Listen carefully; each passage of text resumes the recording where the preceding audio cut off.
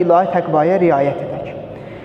Bizim ikinci xutbəmiz müasir dövrün ən böyük problemlərindən biri olan və insanlar üçün hazırki zamanda çox böyük bir dərd kimi görünən bir mövzu barəsindədir. Həmin mövzu da bundan ibarətdir ki, bilirik ki, insan ictimai varlıqdır. İctimai varlıq o deməkdir ki, insan gərək insanlarla qaynayıb qarışsın, cəmiyyətdə olsun, cəmiyyətlə əlaqə saxlasın, cəmiyyətdən qıraq yaşamış olmasın. Amma insan nə qədər ictimai varlıq olsa da, insanın bir xüsusiyyəti var ki, həmin xüsusiyyət hər bir zaman özünü göstərir. Bu hansı xüsusiyyətdir? İnsanın tənhalıq xüsusiyyətidir. Yəni, insan hər nə qədər ictimai varlıq olsa da, insanın tənhalıq xüsusiyyəti var. O, 1000 nəfərin içində də olsa, milyon nəfərin içində də olsa, cəmiyyətin içində də olsa, imkanı yaxşı da olsa, görürsən ki, həyatının hansısa hissəsində özünün tənha olduğunu hiss edir. Bu da bir reallıqdır ki, insan dünyaya gələndə tək gəlir. Dünyadan köçəndə də tək köçür. Və Quran deyir ki, insan axirətdə Allahın huzuruna da tək şəkildə çıxacaq. Yəni, insanın tənhalıq xüsusiyyəti var ki, həyatının müəyyən zamanlarında insan həmin xüsusiyyəti hiss etmiş olur və özünü tək hiss etmiş olur. Hətta Quran bunun barəsində deyir ki, Bismillahirrahmanirrahim وَلَقَدْ جِئْتُمُونَ فُرَادًا كَمَا خَلَقْنَاكُمْ أَوَّلَ مَرَّةٍ وَتَرَكْتُمْ مَا خَوَّلْنَاكُمْ وَرَاءَ ظُهُورِكُمْ. Deyir ki, Allah mütəal qiyamətin günü ki, insan Allahın huzuruna çıxacaq. Allah həmin hadisələr barəsində buyurur ki, siz bizim huzurumuza ilk dəfə sizi yaratdığımız kimi tək, furada, tək tənha, özü də sizə verdiyimiz şeyləri arxanızda qoyub gəlmişsiniz. Yəni, biz sizə nələr versək belə dünyada, onların hər birini qoyacaqsınız, bizim huzurumuzda tək gələcəksiniz. Nə sizə vermiş olduğumuz o mal dövlət sizinlə olmayacaq, heç bir şey sizinlə olmayacaq və siz tək olacaqsınız, tənha olacaqsınız. İndi bəzən biz bunu qəbul etmək istəmirik, necə olar ki, biz tənha olaraq? Bu belədir. Tək şəkildə Allahın huzuruna çıxaracaqsınız. Hətta Quran qiyamət səhnəsini təsvir eləyəndə, Quran deyir ki, o elə bir səhnədir ki, وَلَا يُسْأَلُوا حَمِيمٌ حَمِيمًا. Həmin günü dost dostunu arayıb axtarmaz. Hamı tənha olacaq.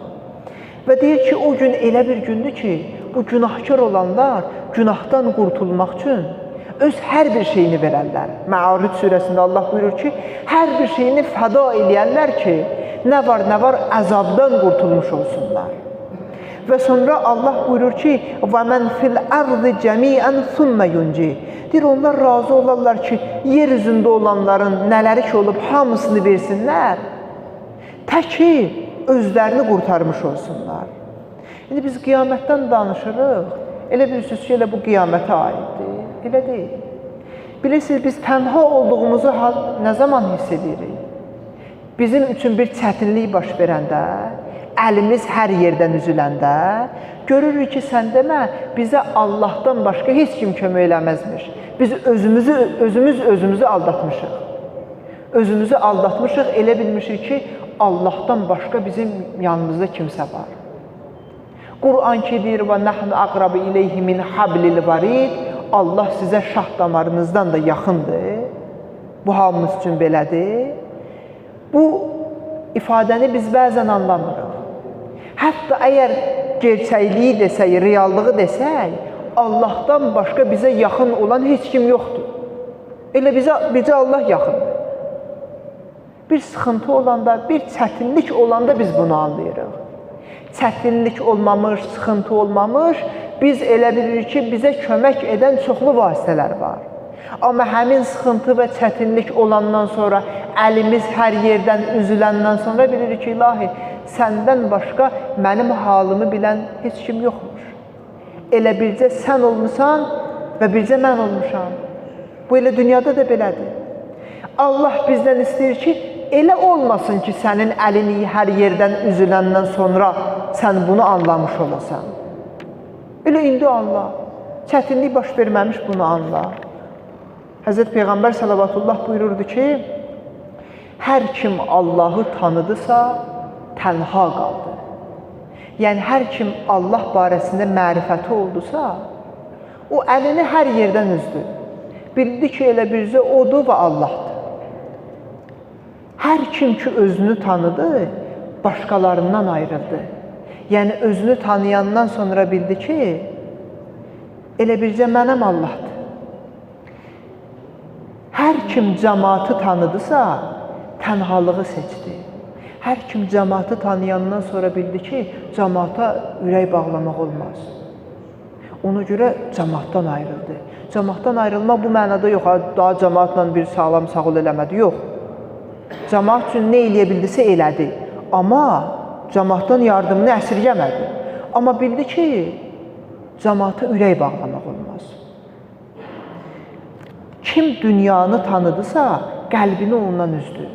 Dünyanı tanıyandan sonra bildi ki, dünya vəfasızdır. Dünyaya bel bağlamaq olmaz. Dünya Həzrət Süleyman əleyhissalamdan belə bir yerdən sonra yolunu ayırıb.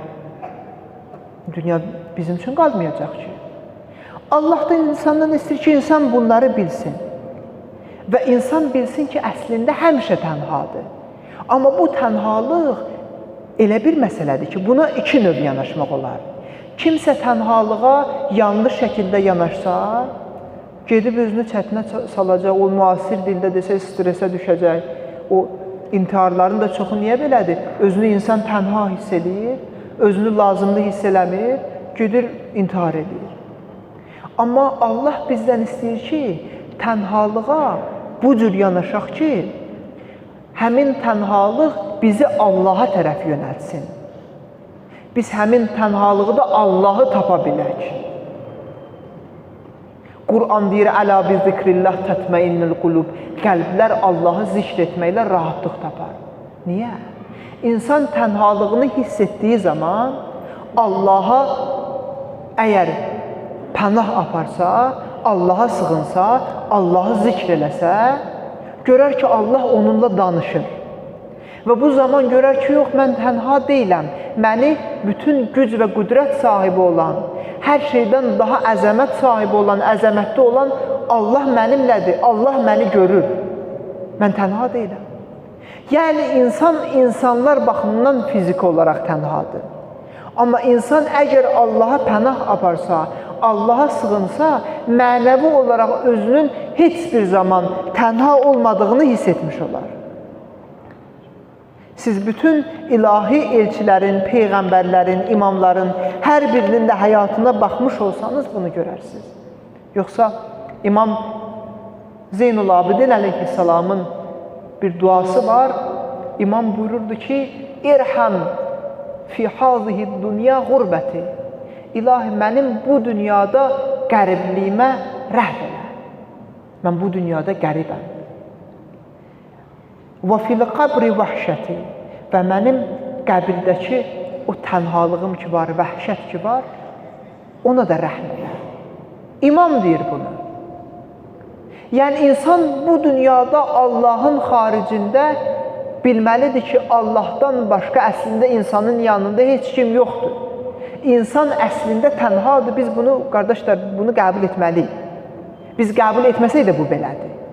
Ya indi qəbul edəcəyik, həyatımızı bir götür-qoyunu indi edəcəyik, ya sonra qəbul edəcəyik. Heç qəbul etməsək də bizim etiqadımız budur ki, bir adam dünyasını dəyişəndən sonra görür ki, sən demə, hər bir şey faniymiş. Elə bircə Allah varmış, mən varmışam. Başqa hamı üçün mən müvəqqəti olaraq maraqlı olmuşam. Qohum üçün də, dost üçün də bir yerə qədər. Bir yerdən sonra onlar heç biri mənimlə gəlməyəcəklər. İnsan buna görə tənhalığında da bilməlidir ki, bu tənhalıq onu Allaha tərəf yönəltmiş olsun. Bu sıxıntıların, çətinliklərin, müasir dövrün ən böyük dərdinin o tənhalıq olma səbəbi budur ki, insanlar çətinliyə düşəndə, sıxıntıya düşəndə, özlərini tənha hiss edəndə təəssüf ki, elə bilirlər ki, Allah da onlardan uzaqdır. Əksinə, Allah hər bir zaman insana yaxındır. Və insan bunu bilsə, bütün çətinlikləri də, narahatlıqları da onun üçün asanlaşar. Həyatı onun üçün rahatlaşmış olar. Bu qədər təlaş eləməz. Bilər ki, mən Allah üçün həmişə maraqlıyam. Mən Allah üçün həmişə maraqlıyam. Bu mənada yox ki, Allahın mənə heç bir ehtiyacı yoxdur. Bu mənada Allah üçün maraqlıyam ki, Allah mənə dəyər verir. Mənim günahlarıma rəğmən məni öz huzurunda görmək istəyir. Məni bağışlamaq istəyir. Və əgər biz tənhalığa belə yanaşmış olsaq, Quran nə deyir? Quran deyir ki, Peyğəmbərə buyurur ki, ey Peyğəmbər, səndən Allah buyurur ki, mənim barəmdə soruşanda, onlara de ki, fəinni qarib, mən onlara yaxınam. Mən onlara yaxınam. Biz Allaha belə yanaşmalıyıq ki, Allah bizi heç bir zaman tək qoymur. Və biz bu təkliyə, tənhalığa belə yanaşsaq ki, bu mənada biz tək və tənhayıq ki, insanlar tərəfindən, amma bu mənada biz tək deyilik ki, Allah bizimlədir hər bir zaman, bu zaman bu qədər də sıxıntı olmaz. İntiharın da səviyyəsi azalmış olacaq. İnsanlar gedib özlərinə tez çətinliyə düşəndə depressiyaya düşməzlər. Bizim İslam fəlsəfəsində bir ifadə var, tibbur ruhani, ruhani təbabət. Ruhani təbabət nə deməkdir? Quran ruhani təbabətin bir növüdür də, yəni ruhani tibb. Ruhani tibb də budur ki, insanların mənəvi hal və vəziyyətlərini sağaltmaq. Bir var, həkimin yanına gedirsən, həkim nə edir? Sənə məsələn bir dərman yazır, fiziki olaraq sağalmış olursan, cismi. Amma ən önəmlisi də, cisim də önəmlidir, fiziki də önəmlidir, bir də insanın ruhani vəziyyəti, mənəvi vəziyyəti. Həmin o ruhani təbabət də İslam başdan ayağa ruhani təbabətdir, ruhani tibbdir. İnsanın mənəvi halının düzəlməsi üçün Allah insan üçün vasitələr göndərib. Allah Peyğəmbəri də, imamı da, Qur'anı da, hamısı buna görə göndərib ki, sən ruhani halın yaxşı olsun. Hə, bir adamın əgər fiziki narahatlığı olsa, bunu həkimin yanına gedər, məsələn, bir dərmandan istifadə edər, sağalır. Amma bir adamın mənəvi bir xəstəliyi olsa, bu mənəvi xəstəlik fiziki xəstəlikdən daha çətin bir mövzudur. Hətta həkimin yanına gedən birinin belə həkimə inamı olmasa, onun yazacağı dərmana güvənməsə, mənəvi baxımdan ona etimadı olmasa, o dərman ona fayda verməyəcək. Niyə? Çünki o psixoloji olaraq da ona güvənməlidir. Buna görə deyirik ki, bu mənəvi halımız önəmlidir. Bu mənəvi halımızı da Allah Mütəal düzəltmək istəyir. Buna görə bizim üçün bu qədər vasitələr göndərib. Allahdan istəyir ki, Allah Mütəal bizi öz gözümüzdə kiçiltməmiş, başqalarının gözündə ucatmasın. Allahdan istəyir ki, Allah Mütəal nə sıxıntımız, çətinliyimiz varsa, narahatlığımız varsa, Əhl-i Beyt əleyhissalama xatir həll eləsin. Və eyni zamanda inşallah ki, bu günlərdə artıq Ağa İmam Zeynul Abidin əleyhissalamın şəhadəti daxil olur. Allahdan istəyir ki, Allah bizə bu dünyada məsumlarımızın ziyarətini, axirətdə də şəfaatini nəsib eləsin. Allahdan istəyir ki, Allah bizi zamanənin imamının xidmətçilərindən qərar versin. Allah Mütəaldan istəyir ki, kimlər ki, qarşıdakı günlərdə imtahan verəcəklər, bizim övladlarımız, bacılarımız, qardaşlarımız, Allahdan istəyir ki, Allah onları müvəffəq eləsin. Allahdan istəyir ki, kimin nə bir xəstəliyi varsa, Allah Əhl-i Beyt əleyhissalama xatir onlara şifa inayət eləsin. İtaat və ibadətlərimizin qəbulu üçün, zamanənin imamının salamatlığı üçün Peyğəmbər və Ali Peyğəmbərə salavat etsin.